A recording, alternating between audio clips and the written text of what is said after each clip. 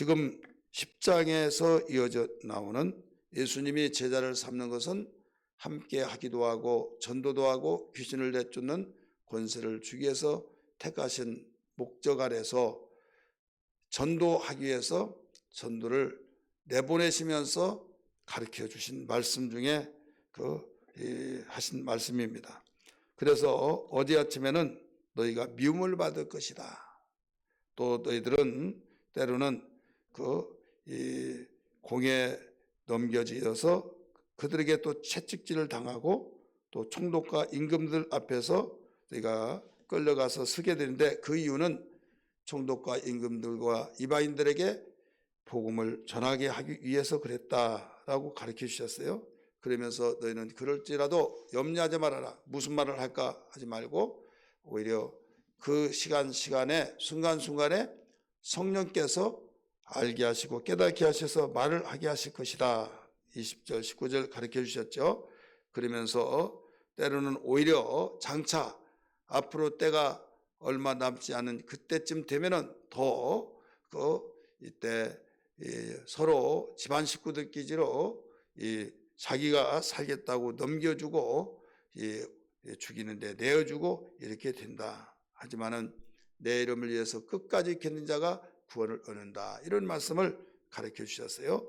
그러면서 이런 가운데서도 절대 복음 전파는 쉬지 말아라. 박해가 심하면 이 동네에서 저 동네 피하여서 거기에 전할지언정 거기서 이렇다고 해서 중단하면 안 된다 하면서 그렇게 중단하지 않고 열심히 복음을 전하더라도 이스라엘의 모든 동네를 다 다니지 못하여서 인자가 온다. 23절에서 가르쳐주고 있죠. 오늘 이어서 하신 말씀은 그 현상이 나타나는 가운데서 우리에게 어떤 자세를 가르치냐. 그렇게 상황이 안 좋은 상황 속에서도 전도할 때 너희들은 절대로 아리할 것이다 하면서 가르치는 스승이 되어야 된다. 가르치는 스승과 제자 사이가 되어진데 제자가 아무리 똑똑하고 잘 배우고 할지라도 선생을 앞질러 갈 수가 없다 이거예요. 선생을 앞질러 갈 수 없다. 또 종이 아무리 똑똑하고 종이 주인을 이롭게 한다 할지라도 상전보다 높을 수가 없다. 제자가 선생과 같은 수준에 올라왔고 이 종이 주인과 같은 수준에 올라왔으면 그걸로 좋게 해야 된다 이거예요. 이게 뭐냐면 어떤 사람들은 가르치다 보면 자기가 더 높고 인기가 있고 그러다 보면 자기가 인기가 많고 쫓은 사람들이 많고 다른 사람이 많다가 보니까 교만해져 가지고 여기서 넘어지고 자빠진 자들이 많이 있다 이거죠. 예수님은 학생을 만들지 말고 제자를 만들어라 그랬어요. 제자와 학생이 뭐가 다른가? 제자는 선생이 하라고 한 대로 그대로 하는 겁니다. 앞질러 가지도 않고 뒤처지지 않고 거기에 삶을 배우는 거죠. 근데 학생은 무엇을 배우느냐? 목적이 지식을 배우는 거예요.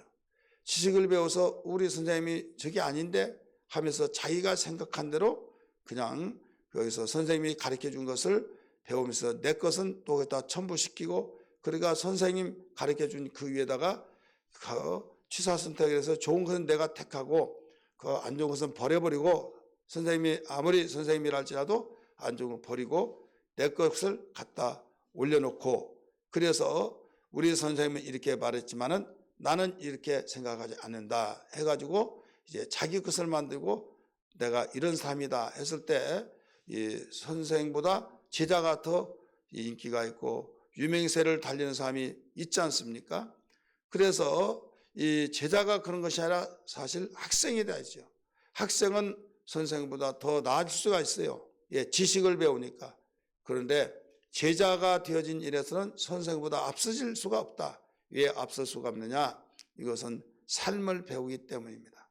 보는 그대로 선생이 하는 그대로 보고 더 이상 가지도 않습니다. 선생이 더 이상 하지 않으니까 더 이상 갈 수 없잖아요. 그래서 예수님은 너희는 모든 족소로 가서 제자를 삼아라고 했어요. 많은 사람이 제자와 학생을 구별하지 못한 가운데서 잘못하면 교만해져서 곁길로 가는 경우가 많습니다. 오늘 너희들은 그런 이 열악한 환경 속에서 이 제자를 삼을 때 제자가 이 너희의 수준에 있으면 그걸로 족한 줄 알아라. 또 제자들도 너희가 많이 배웠다고 해서 우리 선생보다 내가 더 앞서야지 생각하지 말아라. 이것을 일러주고 있습니다. 두 번째, 위기 상황 속에 있을 때 어떤 가운데서 두려워하지 말아라. 이걸 가르쳐 주셨어요. 26절 보면 그런즉 그들을 두려워하지 말라. 이 그들이 누굴까요? 전도할 때 위협하고 공회 또 이 총독의 임금에게 이 앞에 서게 하고 매로 때리고 위협을 가는 그들을 두려워하지 말라는 거예요. 왜 두려워하지 말아야 하느냐? 여기에 27절에 보면 어두운 데서 이르는 것이 광명한 데서 말하고 너희가 귓속말로 듣는 것을 집에서 다 전파드리라 하면서 너희들이 숨겨진 것이 감춰진 것 다 드러나는데 나중에 너희가 죄를 졌어 이런 죄를 잘못했지 해서 패고 공회에 넘겨주고 했는데 나중에 그들의 죄가 다 드러나 버린다 이거죠. 드러나 버리면 이제 자기가 감옥 간다 이거죠. 자기가 더 처벌을 받는다 이거죠. 임금이라고 해서 바로 붕괴가 일어나서 여기에서 뒤집어진다 이거죠. 그래서 너희들은 내가 있다. 참새가 팔려가고 땅에 떨어진 것도 내가 허락하심 속에 이루어지기 때문에 너희들은 그런 가운데서 두려워하지 말고 강하고 담대하게 복음을 전파라. 이런 말씀을 가르쳐 주셨어요. 하면서 무슨 말씀하는가 하면 세상 임금은 죽일 수도 있다. 그런데 몸은 죽이더라도 영혼은 죽일 수 없다. 바로 하나님은 몸도 죽이기도 하고 지옥에 보낸 영혼도 죽을 수도 있다. 그렇기 때문에 누구를 더 두려워하느냐? 하나님을 더 두려워해야 된다. 세상 임금은 너희들 아무리 무섭게 너희들 위협한다 할지라도 내가 너희들을 또 살려버리기 때문에 너희는 두려워할 이유가 없다. 예수님이 십자가에 못 박혀 죽임을 받고 죽었잖아요. 예, 하나님이 살려놨어요. 그런데 여기에서 어떻게 또 죽입니까? 또 살리는데요. 그래서 그 사람이 왜 병이 들고 또 이 병원에서 해결할 수 없다고 진단을 내리면 근심이 생기고 통곡을 하고 염려합니까? 할 수 없고 그걸로서 죽는다 생각할 땐 두려움이 온 거예요. 똑같은 병인데 고통스러운 거 똑같은데 감기 걸렸다.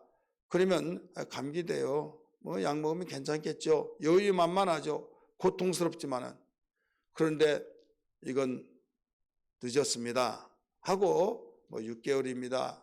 아니면 3개월입니다. 그러면 통곡할 수밖에 없다 이거죠. 왜 그런가 하면 이제는 이걸로서 끝이다라고 생각하니까 나나 여러분이나 모든 사람이 근심 걱정하지 않을 수 없고 통곡이 되어진 거예요. 자, 예수 믿는 사람은 목숨이 2개입니까? 3개입니까? 죽으면 또 하나 갖다 스피아로 끼워놓고 그렇습니까? 아니잖아요. 똑같이 하나지만은 왜 죽음 앞에도 걱정도 없고 죽음 앞에서도 위협 속에서도 강하고 담대하게 우리가 할 말을 하고 복음을 전하느냐? 이것은 우리에게 생명이 있기 때문입니다. 예수님이 생명이시기 때문에 그들이 예수님을 죽였지만은 살아나 버렸잖아요. 예수님은 부활하시는 것은 예수님 마음속에 영접하면 예수의 생명이 우리에게 있는 걸 믿기 바랍니다. 그래서 부활의 첫 열매라고 그랬어요. 나무를 심었을 때 나무 열매 많이 열지 않냐고 하나만 열었다고 그래서 첫 열매 열었다고 해서 신경질 나고 왜 하나빨리 안 열었냐고 이렇게 할 사람 없어요. 야, 열었다 하면서 내년에는 많이 열겠지 벌써 짐작이 되잖아요. 나무를 심었을 때 유실소 과일 하나가 열 때 막 주먹만하게 좋은 열매 하나가 맺혀져 있을 때 그 하나로 보는 것이 아니라 내년에는 많이 연다고 하는 그 소망 때문에 기뻐한 것처럼 예수님이 왜 인류의 구세주가 되고 희망이 되고 소망이 됩니까? 예수님이 생명이시라고 했을 때 생명이기 때문에 산다 이거죠. 그래서 내가 진실로 너에게 이르노니 나를 믿는 자는 죽어도 살겠고 무릇 살아서 믿는 자는 영원히 죽지 아니하리라. 네가 이것을 믿느냐? 말씀하신 것처럼 예수님이 생명이시 때문에 살아나셨으니까 생명 되신 예수님을 영접하면 우리가 생명이 있다 이거죠. 그럴 때 예수 믿는 사람은 죽어도 산다. 이 믿음이 있기 때문에 누구를 모아서 예수님이 그랬지 않느냐. 예수님 부활의 첫 열매니까 우리가 예수의 생명이 있으므로 죽어도 산다. 그래서 우리는 한 번 나면 두 번 죽고 두 번 나면 한 번 죽습니다. 한 번은 부모님 태 속에서 혈통을 낳고 한 번은 예수의 이름으로 거듭나고 그래 두 번 나면 한 번만 죽는 거예요. 그래서 예수 믿는 사람이 한 번 죽지 않습니까? 그러나 두 번 난 사람은 한 번만 죽는 거예요. 그러나 한 번 난 사람은 두 번 죽어요. 어디에서 죽습니까? 똑같이 우리와 같이 죽고 그 다음에 영원한 지옥에서 이제 죽임을 당하게 된다 이거죠. 그래서 이런 우리 목숨이 하루살이 같은 인생으로서 끝나버린 것이 아니라 우리에게는 영원이라는 것이 인생의 3생이 있지 않습니까? 태생과 일생과 영생이 있습니다. 태생은 어머니 뱃속에서 280일 동안 지내는 동안 태생이라고 하고 본인의 의사와 관계없이 이 세상에 태어나잖아요. 이제 출생에서부터 죽음까지 곧 요람에서 죽음 무덤까지 이게 일생인데 지금 우리가 살고 있는 일생입니다. 태생에서 본인의 의사와 관계없이 이생에 나오잖아요. 일생에. 그래서 우리가 이 세상에 죽으면 일생을 마치고 그러잖아요. 죽었을 때 돌아가신다 이렇게 말한 것은 뭐라고 합니까? 어디로 돌아가느냐? 육체는 흙에서 나왔기 때문에 육체 흙으로 돌아가지만 영혼은 하나님께로 왔기 때문에 하나님께 돌아간 겁니다. 그래서 이 세상 죽으면 이걸로 끝이다 이런 것이 아니라 죽으면 또 영생이 있다 이게 영원히 사는 나라, 영원히 존재하는 나라, 영원무궁토록 그 나라가 있는데 이것도 우리의 의사와 우리의 본인의 의지와 관계없이 분명히 그 나라에 나타난다 이거죠. 태생에서 일생에 오듯이. 그래서 그곳에는 영원한 천국, 하나님과 헤어지지 않고 영원히 사는 영생이 있고 근심걱정 전쟁 슬픔 아픔 고통도 없는 영생이 있고 그 다음에 영원히 불 속에서 고통받으며 타지도 않고 죽지도 않고 거기에서 고통당하는 지옥이 있다 이거죠. 이 지옥 바로 이 지옥을 하나님과 이제 구별되어서 하나님과 살 수가 없습니다. 그래서 영원한 죽음이라고 말합니다. 이렇게 해서 우리는 하루살이 인생으로 죽으면 끝난 것이 아니라 영생인데 이것은 영원한 나라이기 때문에 얼마나 중요한지. 그래서 육체에 있을 동안만이 준비하는 나라입니다. 우리가 예수 믿고 죄사함 받고 하나님의 자녀가 되고 그래서 언젠가는 한번 죽으면 이제는 영원한 천국에 가기 때문에 오늘 예수님이 말씀하셨습니다. 땅의 임금들은 자기의 권력을 가지고 몸을 죽일 수 있으나 영혼은 죽이지 못한다. 그런데 하나님은 영혼도 죽이고 육체도 죽이고 영혼도 죽일 수 있다. 누구를 더 두려워야 하느냐? 하나님을 두려워야지 세상의 임금을 두려워해서는 안 된다라고 오늘 28절에서 가르쳐주고 있습니다. 그리고 죽고 사는 것은 하나님의 권한에 있다라고 가르쳐 주었습니다. 29절의 말씀 같이 읽을까요? 참새 2마리가 한 아싸리에 팔리지 않느냐? 그러나 너희 아버지께서 허락하지 아니하시면 그 하나라도 땅에 떨어지지 아니하리라. 너희에게는 머리털까지 다 세신 바 됐으니 두려워하지 말라. 너희는 많은 참새보다 귀하니라. 여러분 하나님의 자녀들이기 때문에 얼마나 귀합니까? 여러분 자녀들을 얼마나 귀하게 여기지 않습니까? 하나님이 우리의 영의 아버지이기 때문에 예수 믿고 복음을 전하고 하나님 뜻대로 살고자 하는 자를 얼마나 귀하게 여긴다고 기억하면서 우리는 땅의 어떤 무엇으로 두려워하거나 놀라지 마시고 강하고 담대하게 살아야 될 줄 믿습니다. 결론적으로 우리는 아무리 위기 상황이 있을지라도 나 예수 안 믿어, 예수 나 몰라요, 이렇게 하지 말라는 거죠. 지금 여기에 이 내용이 무엇 때문에 나왔습니까? 전도하다가 이런 저런 일 어려운 일을 당할 때 그들을 두려워하지 말라, 강하고 담대하라.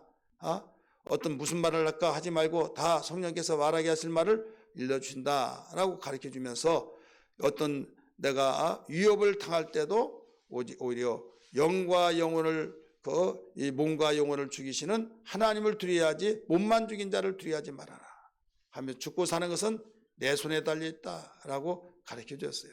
그러면서 마지막으로 결론은 아무리 끝까지 어려운 가운데 있다 할지라도 절대 입술로 예수님 모른다고 말하면 나도 너를 아버지 앞에 천사들 앞에 모른다고 부인할 것이다. 네가 시인하면 나도 천사들 앞에 내 아버지 앞에 너를 시인하게 될 것이다 라고 32절 3절에 같이 말씀하셨죠. 같이 읽을까요? 시작. 누구든지 사람 앞에서 나를 시인하면 나도 하늘에 계신 내 아버지 앞에서 그를 시인할 것이요 누구든지 사람 앞에서 나를 부인하면 나도 하늘에 계신 내 아버지 앞에서 그를 부인하리라. 아멘. 여러분, 부인이라는 것은 나 모른다는 거예요. 알면서도 모른다고 하면 나도 몰라. 이거예요. 그러니까 우리는 시인한 것이 얼마나 고백이 중요한지 몰라요. 예를 들어서 내가 가고 있는데 어머니가 우리 고향에서 그런 일이 있어요. 중학교 다니면서 시골에서 도시로 하숙을 시켰어요. 근데 중학생이 정말 그 동네에서 그 당시에 그 중학교 되었다고 잔치가 벌어졌습니다. 그런데 일찍 이성의 눈이 밝아가지고 아기를 낳았어요.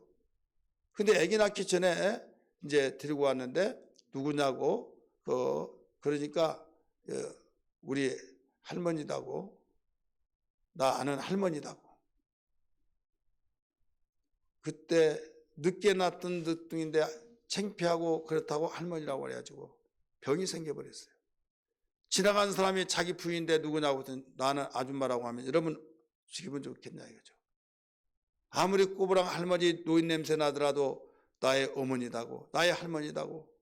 정말 내가 오늘까지 있는 것은 나의 어머니 때문에 이렇게 내가 존재하고 있다고. 나는 세상에 누가 뭐라 한다 할지라도 나의 어머니를 정말 사랑한다고, 존경한다고. 그러면 그 어머니가 얼마나 감격스럽겠습니까? 자기에게 불이익이 있다고 생각하고 내가 바른 대로 말하면 나를 버릴 것 같아서 모른다고 하고 아줌마라고 하고 나 아는 사람이라고 하고 동네 사람이라고 한다면 충격받지 않겠습니까? 우리가 어려운 일 당한다고 해서 예수 나 모른다고 해버리고 부인한다고 한다면 여러분, 나도 너희들을 천사들과 내 아버지 앞에 모른다고 하겠다라고 말씀하셨어요. 우리는 어떤 일이 있더라도 마음으로 믿었던 예수를 입으로 시인하고 고백할 수 있는 신앙 되기를 주님을 축원합니다.